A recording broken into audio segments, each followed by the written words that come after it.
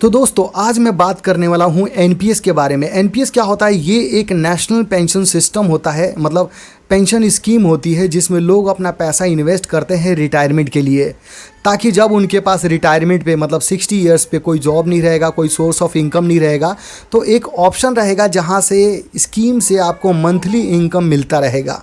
तो इसी के बारे में आज डिटेल इन्फॉर्मेशन देने वाला हूं, कैसे ये काम करता है, कैसे आप पैसे इन्वेस्ट करते हैं, कैसे इसमें आपको फ़ायदा होता है। तो वीडियो स्टार्ट करने से पहले मैं आपसे रिक्वेस्ट करूँगा, अगर आप चैनल पर नए हैं तो चैनल को सब्सक्राइब कर लीजिए और वीडियो को लाइक कर लीजिए। तो चलिए शुरू करते हैं। तो एनपीएस का मतलब होता है नेशनल पेंशन सिस्टम। ये एक वॉलंटरी गवर्नमेंट के द्वारा स्पॉन्सर्ड प्लान है और ये लॉन्ग टर्म के लिए रिटायरमेंट प्लान सेविंग स्कीम होती है। तो ये स्कीम पहले गवर्नमेंट एम्प्लॉय के लिए था, जैसे स्टेट गवर्नमेंट के एम्प्लॉय हो गए, सेंट्रल गवर्नमेंट के एम्प्लॉय हो गए, सिर्फ उन्हीं के लिए प्लान था। लेकिन 2009 में ये प्लान सबके लिए हो गया है ओपन, अब इसमें कोई भी इन्वेस्ट कर सकता है। तो ये बहुत अच्छी बात है कि अब ये जो स्कीम है ये सबके लिए अवेलेबल है।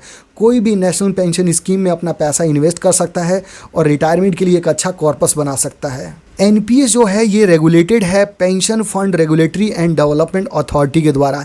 ये एक गवर्नमेंट अथॉरिटी है जो रेगुलेट करती है और ये एक मार्केट लिंक्ड प्रोडक्ट है। मार्केट लिंक का मतलब क्या है कि आपका जो पैसा आप इन्वेस्ट करेंगे पेंशन स्कीम में, ये मार्केट में इन्वेस्ट होगा। मार्केट में जैसे इक्विटी हो गया, डेब्ट हो गया, या फिर जो कॉर्पोरेट लोन्स होते हैं उसमें पैसा इन्वेस्ट किया जाएगा। इसमें आपको एक परमानेंट अकाउंट नंबर मिलता है। ये 12 डिजिट का यूनिक नंबर होता है। ये यूनिक नंबर इसलिए होता है और ये परमानेंट इसलिए होता है कि अगर आप जॉब चेंज करते हैं, एक जगह से दूसरी जगह जाते हैं, या फिर सपोज कीजिए प्राइवेट जॉब से गवर्नमेंट जॉब में जाते हैं, तो ये पेंशन प्लान का जो रिटायरमेंट परमानेंट अकाउंट नंबर है ये सेम रहेगा, उसी के अंदर आपका पैसा जाता रहेगा। दो तरह का अकाउंट होता है। एक होता है टीयर 1 अकाउंट, जिसमें जो टीयर 1 अकाउंट होता है ये एक प्राइमरी अकाउंट नंबर है। इसमें विड्रॉल रिस्ट्रिक्टेड होता है, इसमें आप पैसा विड्रॉ नहीं कर सकते हैं, 60 इयर्स तक कोई विड्रॉल नहीं कर सकते। दूसरा होता है टीयर 2 अकाउंट। टीयर 2 अकाउंट जो होता है ये वॉलंटरी अकाउंट होता है, वॉलंटरी सेविंग अकाउंट होता है। मतलब इसमें मर्जी होता है कि आप चाहें तो टीयर 2 अकाउंट भी खुलवा सकते हैं। टीयर 2 अकाउंट जो होता है, जिसके पास टीयर 1 अकाउंट है उसी का ये अकाउंट खुलता है। जो इन्वेस्टर होते हैं उनके पास ऑप्शन है कि वो अपना पैसा कैसे इन्वेस्ट करना चाहते हैं। जैसे एक ऑप्शन है एक्टिव चॉइस और दूसरा है ऑटो चॉइस। एक्टिव चॉइस का मतलब ये है कि आप डिसाइड कर सकते हैं कि अपना फंड कैसे एलोकेट करना चाहते हैं। जैसे इक्विटी हो गया, कॉर्पोरेट डेब्ट हो गया, गवर्नमेंट बॉन्ड्स हो गए, या फिर अदर ऑल्टरनेटिव जो भी इन्वेस्टमेंट ऑप्शंस हैं उसमें किस तरीके से अपना पैसा इन्वेस्ट करना चाहते हैं, जैसे कितना कितना इन्वेस्ट करना चाहते हैं। दूसरा होता है ऑटो चॉइस। ऑटो चॉइस का मतलब ये होता है कि आपका जो इन्वेस्टमेंट्स है वो ऑटोमेटिकली फंड मैनेजर जो द्वारा डिसाइड किया जाएगा। जो फंड मैनेजर होते हैं वो खुद डिसाइड करेंगे कि आपका पैसा कैसे इन्वेस्ट करना है। जैसे इक्विटी में कितना डालना है, कॉर्पोरेट डेब्ट में कितना डालना है, गवर्नमेंट बॉन्ड्स में कितना डालना है, मतलब कितना कितना % डालना है। इसमें प्रोफेशनल फंड मैनेजर होते हैं। कंट्रीब्यूशन जो आपका होता है वो मैनेज किया जाता है PFRDA के द्वारा। रेगुलेटेड प्रोफेशनल फंड मैनेजर जो आप पैसा इन्वेस्ट करते हैं वो डाइवर्सिफाइड पोर्टफोलियो में इन्वेस्ट करते हैं।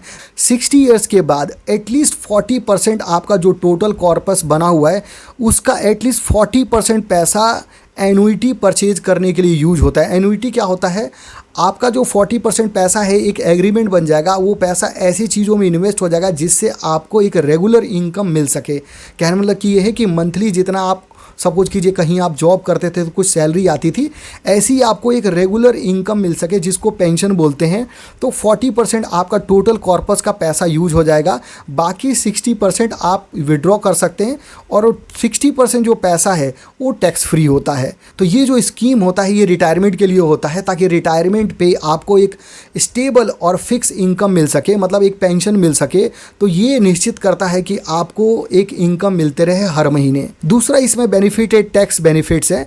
तो इसमें आप जो भी इन्वेस्ट करते हैं पैसा वो सेक्शन 80 में आपको इसका डिडक्शन मिलता है। नेक्स्ट बेनिफिट है मैच्योरिटी पे। जब आप 60 इयर्स के हो जाएंगे तो लमसम पैसा जो विड्रॉ करते हैं, मतलब 60% जो आपका टोटल जो कॉर्पस बना है उसका 60% अगर पैसा विड्रॉ करते हैं, मतलब अप टू 60% है, मर्जी है, आप चाहें तो 50% भी विड्रॉ कर सकते हैं, 40% भी कर सकते हैं, मतलब मैक्सिमम आप 60% पैसा अपने टोटल कॉर्पस का विड्रॉ कर सकते हैं, तो वो भी टैक्स फ्री होता है, उस पर कोई टैक्स नहीं लगता है। नेक्स्ट बेनिफिट है लो कॉस्ट। एनपीएस जो है ये लो कॉस्ट के लिए जाना जाता है। जो इसका एडमिनिस्ट्रेटिव चार्जेस है, फंड मैनेजमेंट फीस होता है, मतलब आपका जो कॉर्पस उसको जो हैंडल करेंगे, जो फंड मैनेजर होते हैं, जो एडमिनिस्ट्रेटिव कॉस्ट है उसका चार्जेस बहुत कम होता है। तो ये इसके लिए जाना जाता है कि इसमें बहुत कम कॉस्ट लगता है, जिससे आपका ज़्यादा से ज़्यादा पैसा इन्वेस्टमेंट हो जाता है रिटायरमेंट के लिए। कंट्रीब्यूशन फ्लेक्सिबिलिटी, मतलब आपके पास ऑप्शन है कि आप कितना पैसा किस समय डालना चाहते हैं, कितना आप इन्वेस्टमेंट करना चाहते हैं। पोर्टेबिलिटी, आपका जो पेंशन स्कीम का परमानेंट अकाउंट है उसमें पोर्टेबिलिटी का ऑप्शन है, मतलब एक जॉब से दूसरे जॉब में जाते हैं, प्राइवेट सेक्टर से गवर्नमेंट सेक्टर में जाते हैं, एक स्टेट से दूसरे स्टेट में जाते हैं, तो ऑटोमेटिकली वो ट्रांसफ़र हो जाता है। तो आपके पास ये ऑप्शन है, पोर्टेबिलिटी ईजिली हो जाता है। तो यही बेनिफिट्स था एनपीएस के बारे में। अगर आपके पास कुछ और भी क्वेश्चन है, कुछ और भी जानकारी लेना चाहते हैं एनपीएस के बारे में, तो वीडियो के नीचे कमेंट्स करके पूछ सकते हैं, मैं उसका तुरंत जवाब दे दूँगा। और वीडियो देखने के लिए धन्यवाद। मिलते हैं अगले वीडियो में। Thank you very much.